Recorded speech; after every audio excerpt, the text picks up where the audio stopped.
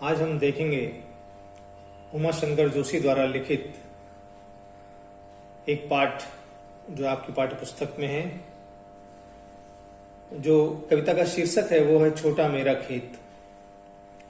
छोटा मेरा खेत जो कविता है वो एक तरह से जिस तरह से किसान खेत में कर्म करता है और उसका एक चरण होता है, उसी तरह से जो कवि होता है वो भी रचना कर्म करता है, उसका भी रचना कर्म का भी एक चरण होता है।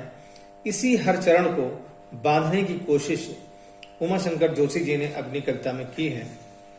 तो सबसे पहले मैं इस कविता को पढ़ूंगा और ये जो सामने आप बोर्ड में देख रहे हैं, आप इसको थोड़ा सा मिलाने की कोशिश करिएगा और ध्यान से सुनिएगा सिर्फ। छोटा मेरा खेत, छोटा मेरा खेत चौकोना, कागज का एक पन्ना, कोई अंधड़ कहीं से आया, क्षण का बीज वहां बोया गया। कल्पना के रसायनों को पी, बीज गल गया निःशेष, शब्द के अंकुर फूटे, पल्लव पुष्पों से नमित हुआ विशेष। झूमने लगे फल, रस अलौकिक, अमृत धाराएं फूटती, रोपाई क्षण की, कटाई अनंतता की। लुटते रहने से जरा भी नहीं कम होती, रस का अक्षय पात्र सदा का, छोटा मेरा खेत चौकोना। आप देखेंगे कि इसमें जो कवि है उसने सबसे पहले लिखा है, जो सबसे पहले आप देख रहे हैं कि छोटा मेरा खेत चौकोना, अर्थात खेत की बात की है इसने।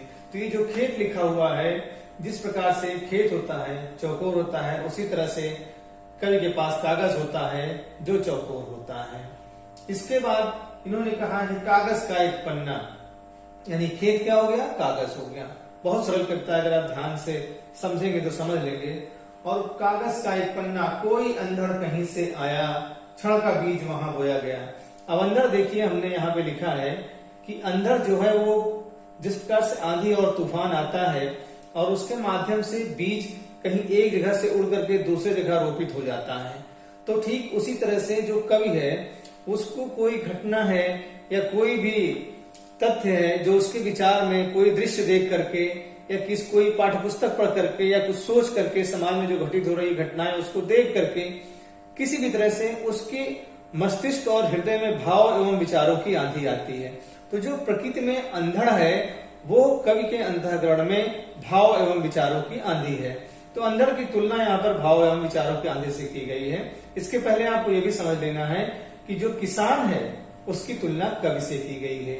जो किसान होता है वो खेत पे कृषि कर्म करता है और जो कवि होता है वो कागज पे रचना कर्म करता है। दोनों का कार्य है कर्म करना। और किसान का जो हल होता है वो हल से खेत जोतता है, अर्थात खेत पे कर्म करता है।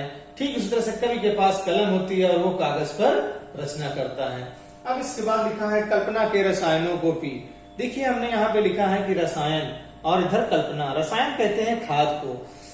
खेत में फसल उत्पन्न करने के लिए, फसल की पैदावार बढ़ाने के लिए, पौधे को बड़ा करने के लिए खाद डाली जाती है ताकि पोषक तत्व मिल करके फसल अच्छी उगे।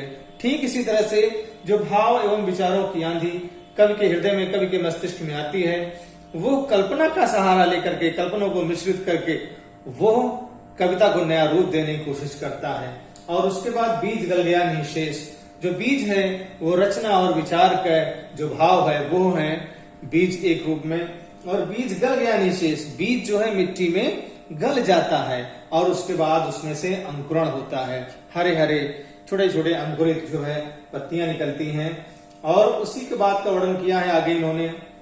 तो जो बीज है वो रचना और विचार है, जो अंकुरित होता है वो शब्द है। ठीक है। फिर उसके बाद झूमने लगे फल, रस अलौकिक, अमृत धाराएं फूटती, रोपाई छड़ती, कटाई अनंतता की, लुटते रहने से भी जरा भी कम नहीं होती है। अब इसको आप समझ लीजिए पहले कि कह रहे हैं कल्पना के रसायनों को पी, अर्थात कवि ने कल्पना के माध्यम से उन भावनाओं और विचारों को एक रूप दिया और उसमें शब्द के अंकुर फूटे। उनको मिश्रित करके जिस तरह से बीज गल जाता है उसी तरह से भाव और विचार और कल्पना दोनों एक दूसरे में मिश्रित हो गए और शब्द के अंकुर फूटे। पल्लव पुष्पों से नमित हुआ विशेष। और पल्लव और पुष्पों से जिस तरह से एक पौधा है जब बड़ा होता है तो उसमें हरे हरे पत्ते, रंग बिरंगे फूल पौधे लग जाते हैं उसमें, ठीक इसी तरह से जो कविता होती है उसमें रस, छंद, अलंकार, भाव समाहित हो जाते हैं, शिल्प सौंदर्य समाहित हो जाता है, भाव समाहित हो जाता है। तो ये है पुष्पित और पल्लवित का, जो कि यहाँ पे लिखा है, आप देख सकते हैं, पुष्पित, पल्लवित और शिल्प सौंदर्य रस भाव। इसके बाद है झूमने लगे फल। उस पौधे में फल झूमने लगते हैं, अलौकिक रस झूमने लगते हैं कविता में, और अमृत धाराएं फूटती, रोपाई क्षण की, कटाई अनंतता की। रोपाई क्षण का तात्पर्य यह है कि जो रोपाई होती है वो बीज बो दिया जाता है, लेकिन अन्न जो पैदा होता है वो आगे तक चलता रहता है। अब यहाँ पर एक चीज जरा आपको समझना है कि रोपाई क्षण की, कटाई अनंतता की। जो कविता है वो क्षण मात्र का विचार कवि के हृदय में या कवि के मस्तिष्क में आता है और उसके बाद वो कल्पना का सहारा लेकर के कविता को एक नया रूप दे देता है। और जब कविता लिख जाती है तो जो कविता का भाव है, जो कविता का संदेश है, वो हमेशा हमेशा के लिए अमर हो जाता है।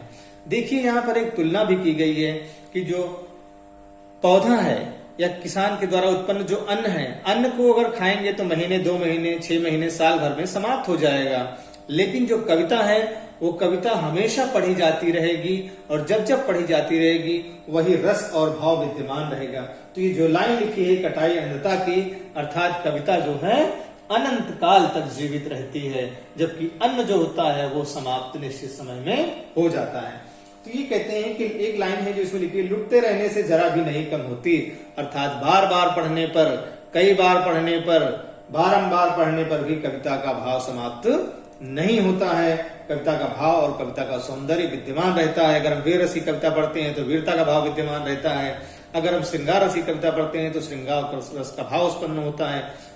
और हम शांत रस की कविता पढ़ते हैं तो शांत के भाव का हमारे हृदय में प्रादुर्भाव होता है। इसलिए इसको कहा गया है रस का अक्षय पात्र, सदा का छोटा मेरा खेत चौकोना। इसलिए कवि ने कहा है कि जो कविता है मेरी वो रस का अक्षय पात्र है। अक्षय इसलिए कहा गया है कि उसका क्षरण कभी नहीं होता है, कभी भी समाप्त नहीं होता है। छोटा मेरा खेत चौकोना। इस तरह से कविता आपको समझ आ गई होगी कि यहां पर जो मुख्य मुख्य बिंदु है उसको मैं दोहरा देता हूं कि कवि की तुलना किसान से की गई है और खेत की तुलना कागज से की गई है, हल की तुलना कलम से की गई है, आंधी और तूफान की तुलना भाव एवं विचारों की आंधी से की गई है, बीज जो है वो रचना और विचार के हैं, जो अंकुरित जैसे पौधा होता है वो शब्द निकलते हैं, शब्द होते हैं, और रसायन अर्थात खाद की तुलना कल्पना से की गई है। जो पुष्पित पल्लवित शब्द है वो शिल्प सौंदर्य है और विभिन्न तरह के सौंदर्य हैं जो कि कविताओं में विद्यमान रहते हैं। मूल रूप से आपको सिर्फ ये समझना है यहाँ पर कि दोनों श्रम और कर्म करते हैं, किसान और कवि दोनों, लेकिन अन्न समाप्त हो जाता है लेकिन कविता का रस और भाव कभी समाप्त नहीं होता है। आप इस वीडियो को देखेंगे और इसके अपनी टिप्पणी भी देंगे, उसमें कमेंट्स करिएगा, और साथ ही साथ अगर कोई समस्या है, कुछ और सुझाव है, कुछ और जानना चाहते हैं तो आप निश्चित रूप से कमेंट बॉक्स में लिखिए, मैं उसका उत्तर देने की कोशिश करूंगा। धन्यवाद बच्चों।